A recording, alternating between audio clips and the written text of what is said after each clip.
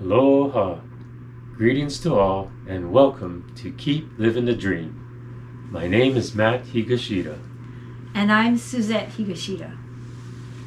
We want to thank you very much for tuning in to the first video of a series called Cruising Alaska. In August 2024, we were blessed and very fortunate to have the opportunity to go on a cruise of a lifetime along the Inside Passage of Alaska to see and experience why so many people are raving about cruising Alaska. Susette, why did you want to go to Alaska?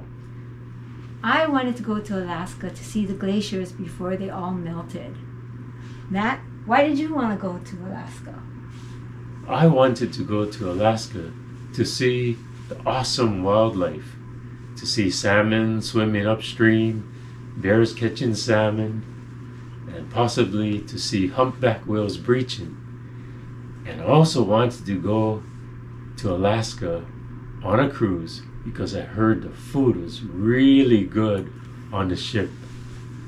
Blessed with exceptionally great weather, we both took lots of videos and still photos to document where we went, what we did, and what we saw.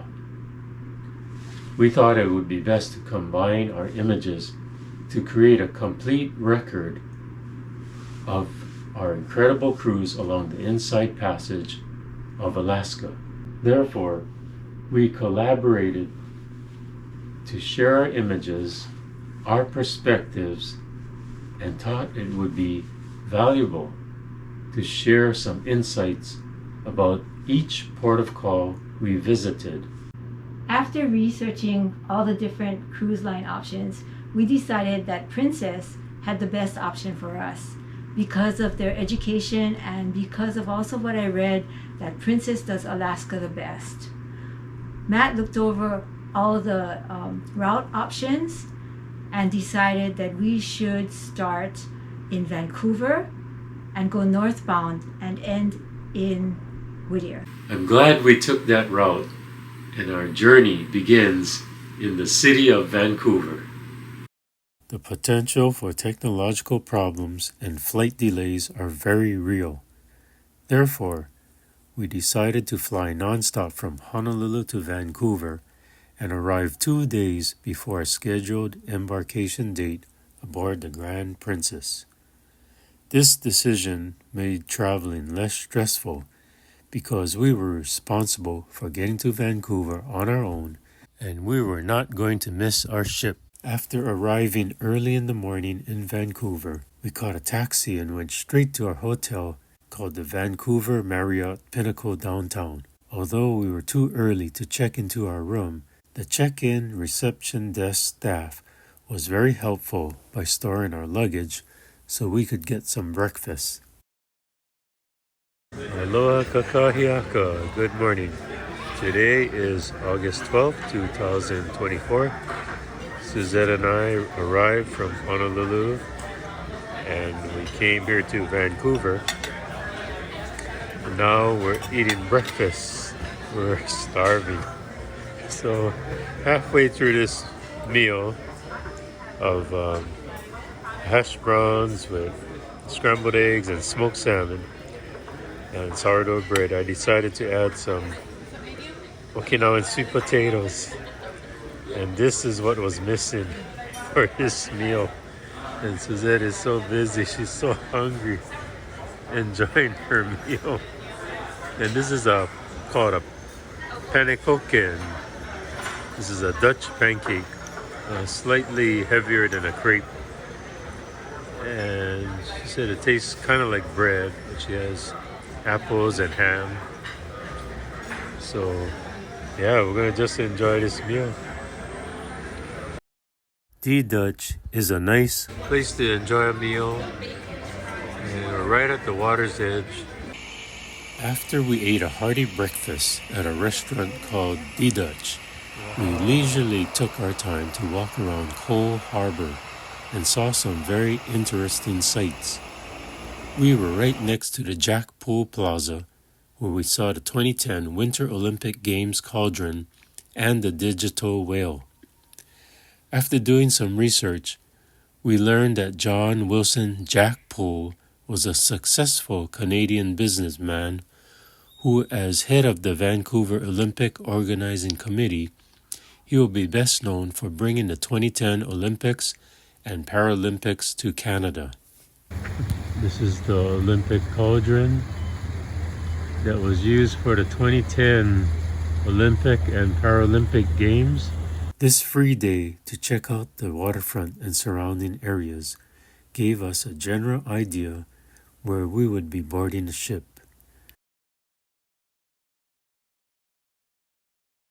Susette is standing right in front of it, and in the background, wow, this is the beautiful Vancouver area by the seaport.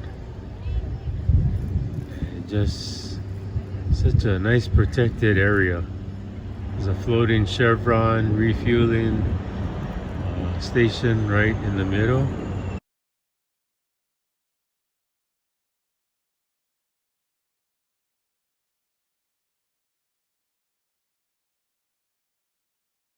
After checking out a portion of Vancouver's waterfront, it was time to check into our room.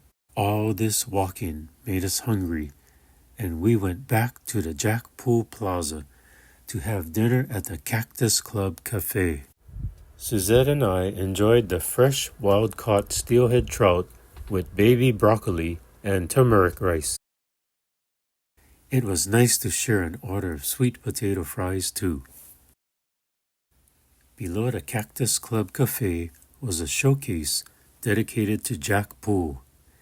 In the showcase, there were 3 different Olympic torches used in the lighting ceremonies for the 3 Olympic Games hosted by Canada. The white torch was used in the Vancouver 2010 Winter Olympic Games. The red torch was used in the Montreal 1976 Summer Olympic Games, and the yellow wood torch was used in the Calgary 1988 Winter Olympic Games. I got him! A V formation. Might be Canada geese. Wow. That's the V formation.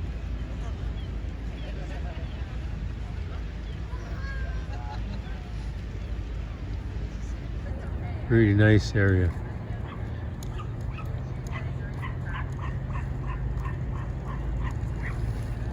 How's it, Susette?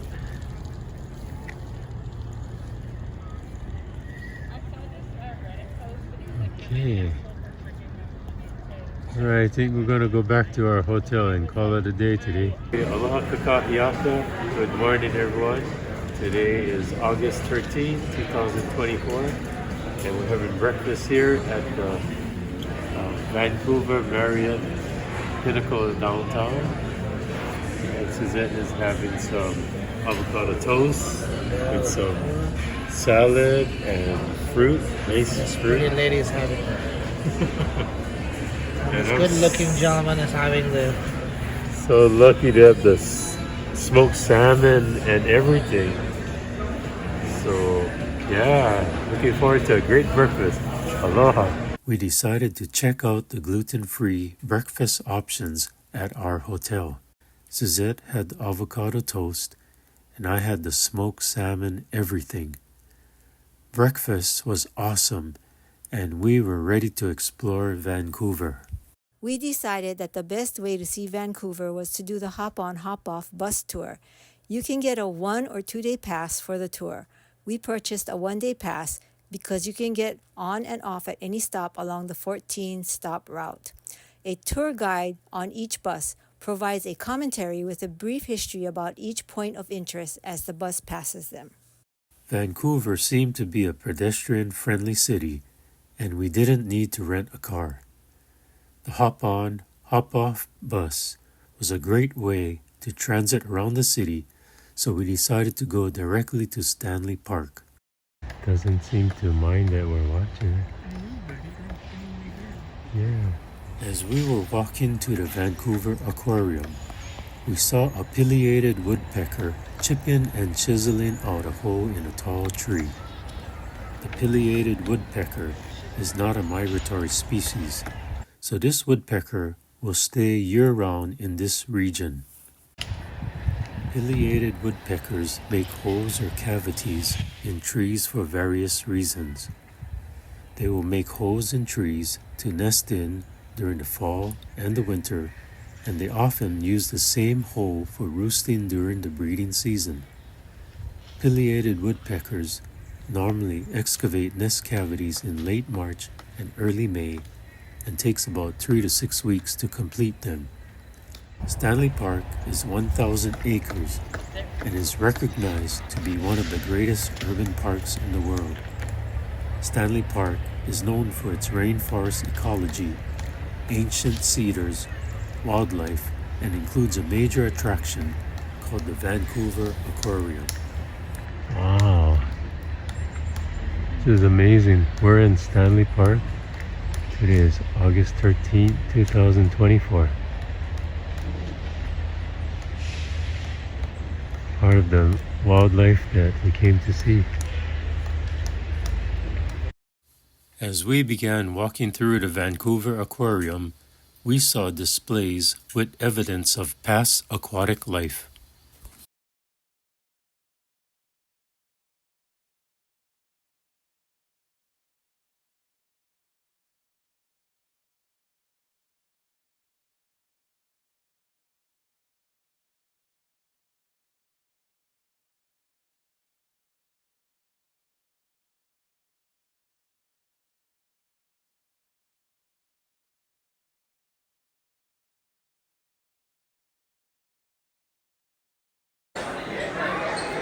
This is a real skeleton of a Spinosaurus, and it measures approximately 40 feet.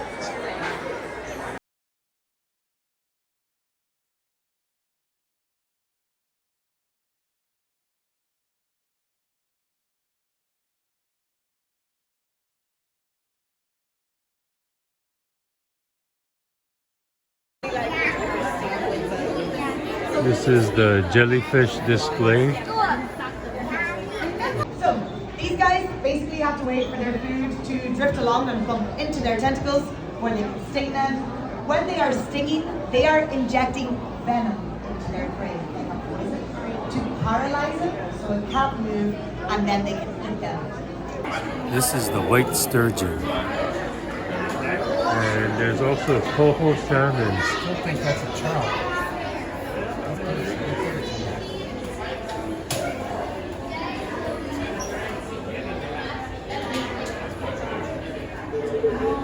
Look at the birds. You look at that fish. And there's a crab.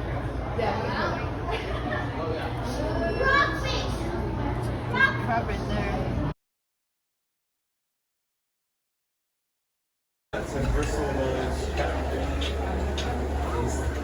Red-bellied piranhas.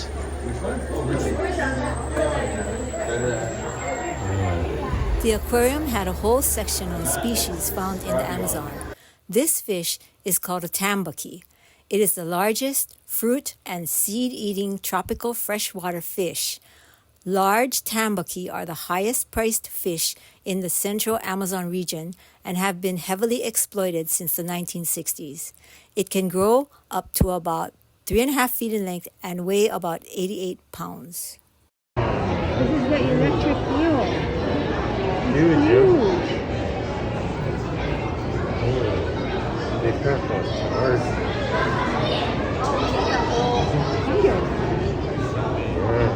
Where does it end? How long is it? The electric eel is another species found in the Amazon. It can grow 6 to 8 feet in length and can generate a charge of 600 volts, which is strong enough to kill a human. Oh, look, there's the head. Oh, what is that? There's ice. What is that? I think it's an eagle. So it's like there's a pair of scarlet ibis.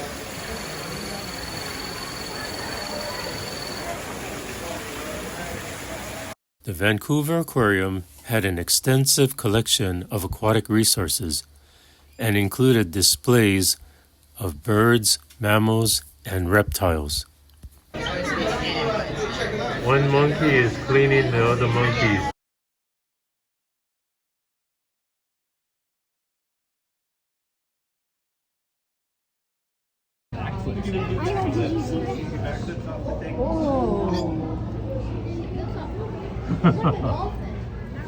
Watch him, watch him. There. You backflip.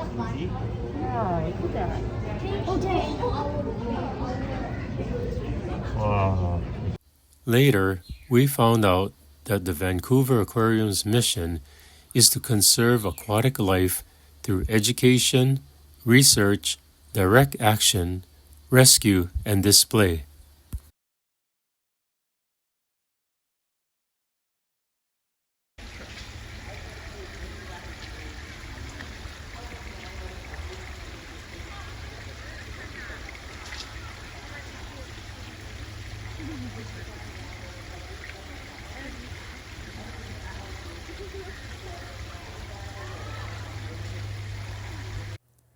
There was so much to see at the Vancouver Aquarium, but it took longer than expected because it was very crowded.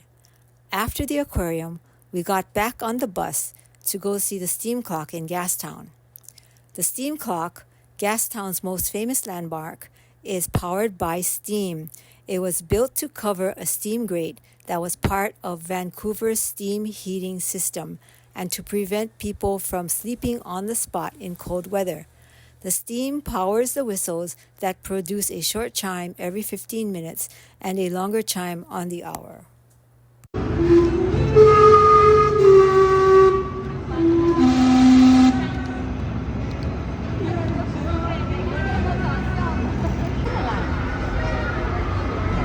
Hello, today is August 13th, 2024. We're here at Gastown and we gathered around the steam clock that is supposed to go off on the hour, but the hands on the clock shows a little past, like 7 minutes past 4 o'clock, but in real time it's almost 4 o'clock right now. There we go.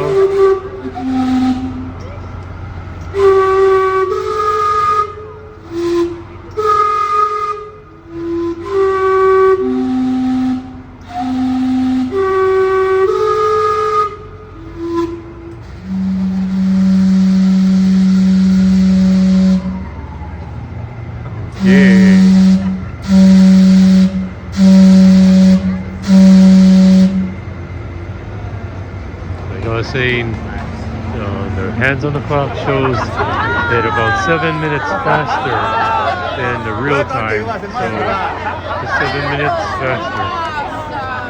Okay, good show.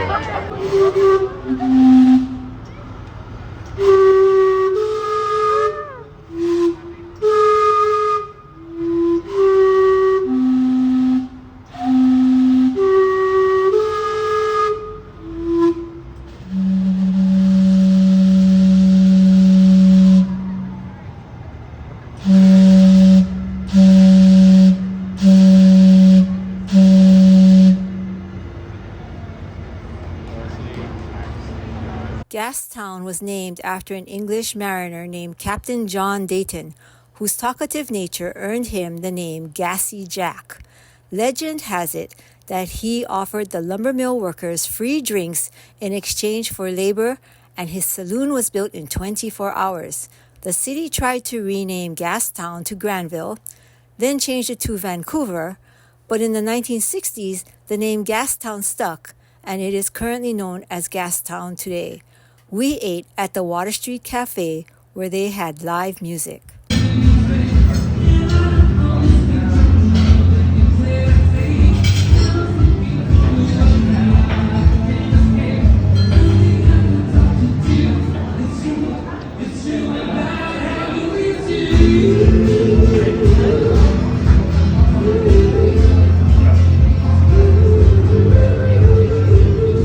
We were very grateful to hop on the last bus that drove to Stop 1, which was by the Canada Place Cruise Terminal, where we need to be tomorrow to embark upon the Grand Princess and begin our 7-day cruise.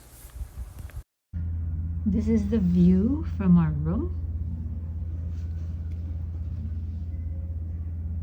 I thought we'd be able to see more rooftop gardens, but there's only a few.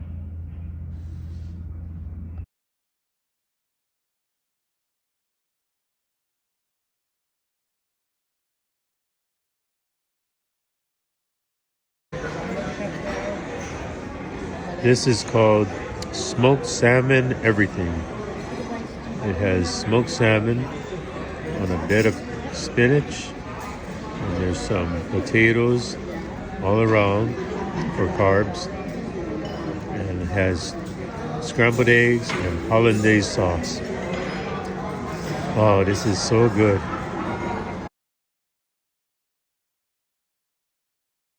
Aloha, aloha, Dwayne and Rajiv. Thank you. Aloha. Aloha. Thank you for taking care of Susette and I. I hope you have a trip of a lifetime. Yeah. Yeah. Thank you so much for taking care of her dietary restrictions. It's easy looking after nice people. But thank you for joining us. Yeah. And I'll be sure to watch your channel. Yes. It's called Keep Living the Dream. Yes. Don't Okay. forget to like, share, and subscribe. Yeah. He's Yeah, good. you got it. Good. Thank you so much.